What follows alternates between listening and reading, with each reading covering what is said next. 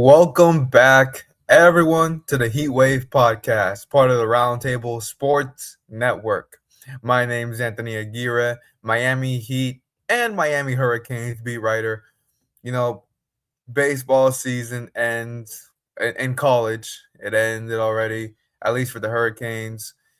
But just want to say, you know, obvi- not the ending you want for that program, but hey man, you had one of the best regular seasons in recent history, so I say that there's some positives there. So the coverage of never stops. All right, it never stops. So if you want to tap into all of our Miami Hurricanes content, written content, then please scan the QR code and click the join button to be a part of the Miami Hurricanes community. But if you want to stay on the Heat side of things, and I'll keep this up for most of the video, uh, just stick it to the Heat side. All our written content, written by many great writers, including myself. Say that humbly, by the way. um, but you can scan the QR code right here. You'll catch all the Miami Heat stuff. And for this episode, you know, let's let's pull back on the Giannis stuff. We all know that Giannis is the highlight or the main name for the Miami Heat this off season. We all know that there's interest. We all know that they want him, and maybe Giannis wants Miami. Who knows? But last time we had a superstar say they want Miami in a trade. It didn't quite go so well. So maybe let's not say that. But now reports are saying that the Portland Trail Blazers are in on this, and it's like, with all due respect, Miami compared to Portland is nothing. Is There's nothing to compare, both city wise, both franchise wise, resources wise. There's no comparison, respectfully. So I don't know what Portland is trying to do, and also we've seen already the whole Damian Lillard, Giannis duo. It didn't go so well. And even though yes they were winning games, but they were still not meshing so well. I don't know. I genuinely don't know why they're in this conversation. I don't know why Giannis would even entertain it. Yes, they might have the assets, maybe draft wise, but I don't know. I don't see how you could justify Giannis going to Portland. I don't think that's any there. I don't think there's any justification. But with that being said, free agency obviously is upon us. Of course, the Miami Heat have several of their own free agents that they have to deal with, extension eligible guys. But regardless of the Heat, if they get Giannis or not, you still have to make change to the roster. You still have to improve it and obviously get some guys. And I wanted to just dive into this because of course, assuming that the Heat get Giannis, taking his contract along with Bam's contract. Obviously, Tyler Hero is out the window, so you don't have to worry about his contract. But assuming they get Giannis, okay, you you likely might have some flexibility there financially. I'm pretty sure they still should be under the first apron. They already don't have cap space, so that's not really a worry. But if they can remain under the first apron, then it puts them in a pretty good position to get other free agents. Now, they might get close to that second apron. They might, but again, it depends on what exactly transpires within that Giannis trade. But assuming they have flexibility, okay, here are some guys that the Heat could go after, and I'm not ranking this in terms of like the most important to get to the just whatever. Nah, these are just some names that I saw, and I thought to myself, maybe this would be a good fit here in Miami. Maybe. Now, my first one, and this may be a curveball for some of you, is Robert Williams III. Now, I understand the injury history is it can be a lot to bear. Absolutely. I get it. But when healthy, Robert is absolutely one of the best rim protectors in the league.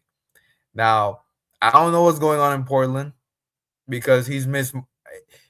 I have to double check, but it appears that he's missing more games in Portland than he did in Boston. At least in Boston, you got some pretty good productivity, especially in the playoffs. He was not a playoff riser, but you definitely felt the presence of quote unquote Time Lord. But I like Robert Williams. I think he's still he can be one of the best shot blockers in this league. He's proven it before. Um, can guard 1 through 5, very versatile. He's kind of expanded his range a little bit. I saw a little bit of a mid range this season, so it's like, all right, maybe there's some things he's working on behind the scenes that we don't really see all the time. But I think Robert would be a pretty good addition to this team, especially if the Heat get Giannis. Now he's coming off a year where he played just 59 games. He averaged 6.7 points. I don't want to hear it. uh, 7 rebounds, an assist, and 1.5 blocks. So the blocks are still there, okay. And he was just paid. I want to make sure I get this right. He was just paid 12 million. That was his salary for this past season. Now he is an unrestricted free agent. Now, in my eyes, I think Robert would fall a little bit more closer to the vet minimum market. Just again, the injury history has really derailed so much of his career. But I think that he can be one of those teams that sneakily lands him on that side of the market, especially if he's available if and when, or just if. I want to be careful how I say this. Just if the Heat get Giannis, so that would be a pretty good backup center option. Obviously, if you do get him, you have to of course prepare for some injury history. Now, thankfully, Bam can play the 5, so you might have some flexibility there, and then Giannis can play some 5. So again, this is if they get Giannis. I can't stress this enough, even on myself. But that would be some almost like a good insurance, and then I think pretty decent depth. But I think Robert Williams again, just a really really good center.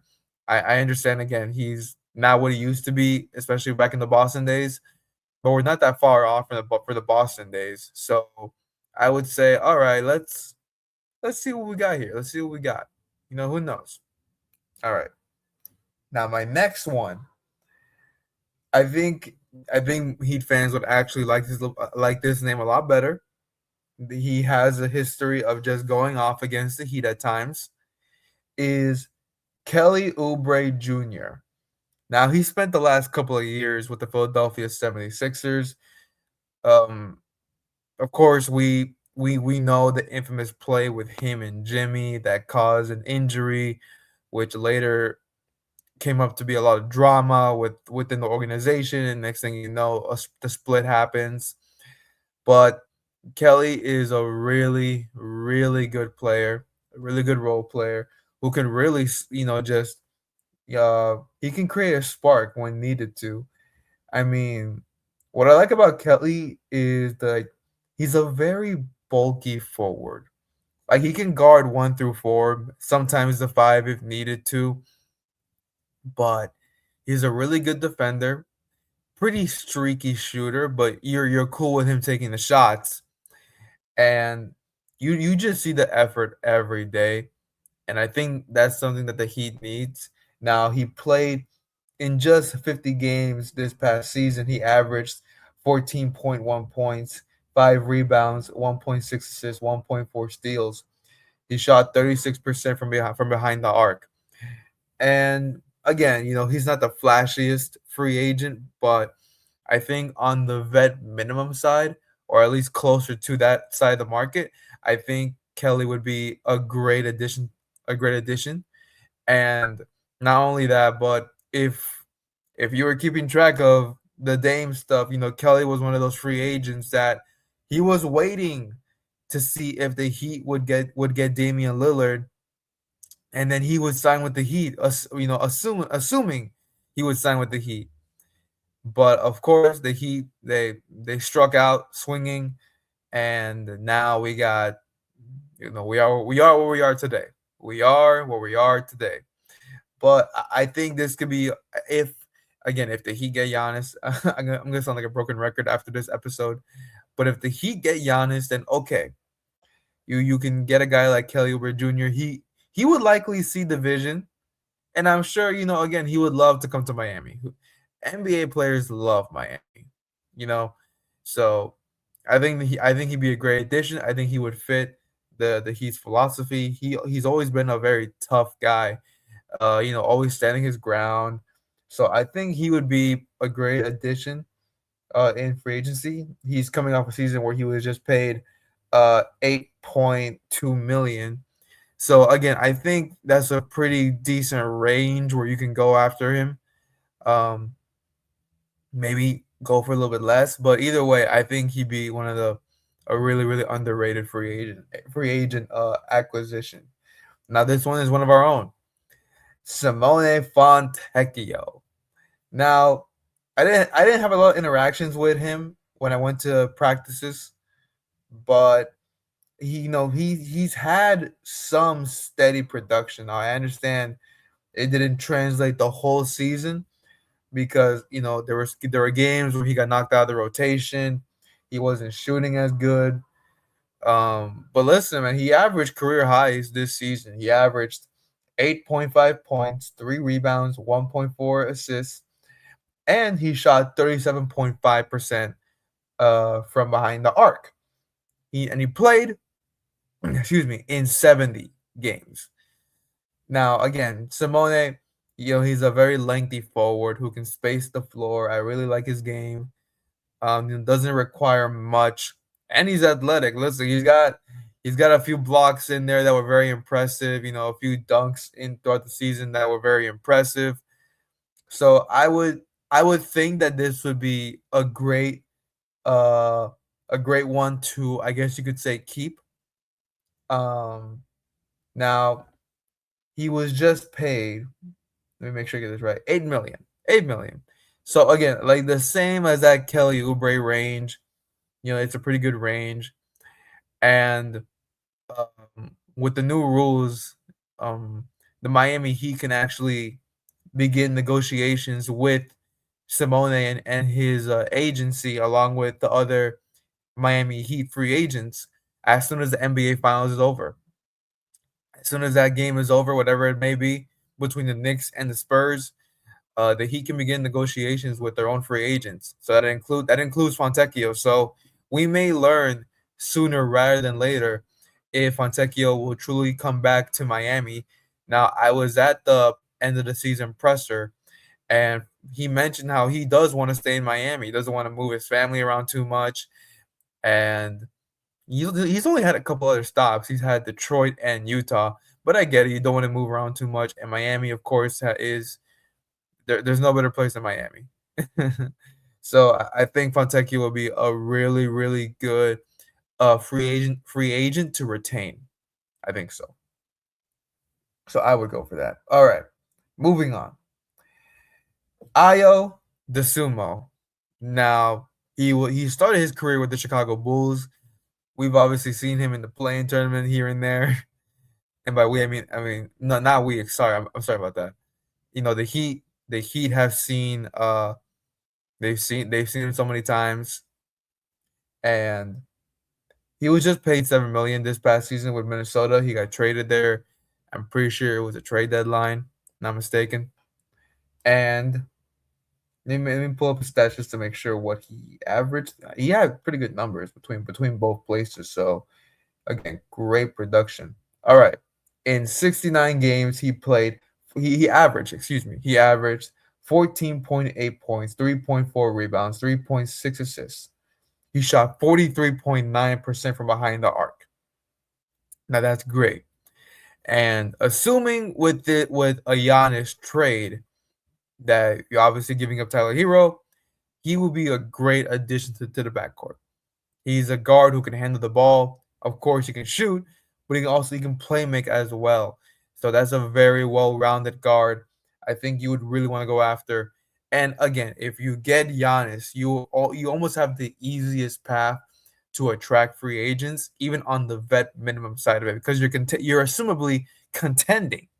So hey, I would assume it will be a really good addition to this team. And then finally, my last free agent that I think that he should go after on the vet minimum side is Dean Wade. Now he's been with the Cleveland Cavaliers forever, but he's a power forward who can really stretch the floor, and at times in the playoffs, he was the Cavaliers' best defender. Now, take with that what you want. But I think Dean Wade is one of those like plug and play guys, almost like a Max Strus kind of guy. He might not be the most vocal, but his impact on the defensive side of the court is definitely seen. So I would go with that. Now he didn't do so well offensively in the playoffs, but again, it's just the fact that he is so good defensively that whatever the shooting brings, you take with that. It's the same. It's almost like Duncan Robinson with the shooting, but with the actual defense. So take with that what you please. But he averaged 5.8 points, 4.2 rebounds, 1.5 assists. He shot 36.2% from behind the arc. Again, a lengthy forward with who can space the floor. I think that suits the Heat pretty well, honestly. And again, just a plug and play guy. I think he can play anywhere. I generally think that no matter like obviously the system matters and where you play, especially for role players. But I think for a guy like Dean Wade, he can play anywhere. So those are my free agents that I think the Heat should go after. And again, we'll see how it goes. We still got time before free agency starts, um before like the trade talks and everything. But this should be fun. This should be interesting how things play out. And we're closer now with the finals now here. Obviously, Knicks and Spurs, you got who you got. But hey, we'll keep tabs on things, you know what I'm saying? But Anthony Aguirre with the HeatWave Podcast. Thank you for tuning in. Please make sure to leave a like, comment, and subscribe. And please download the Roundtable app for free. Scan the QR codes, and we'll see you next time.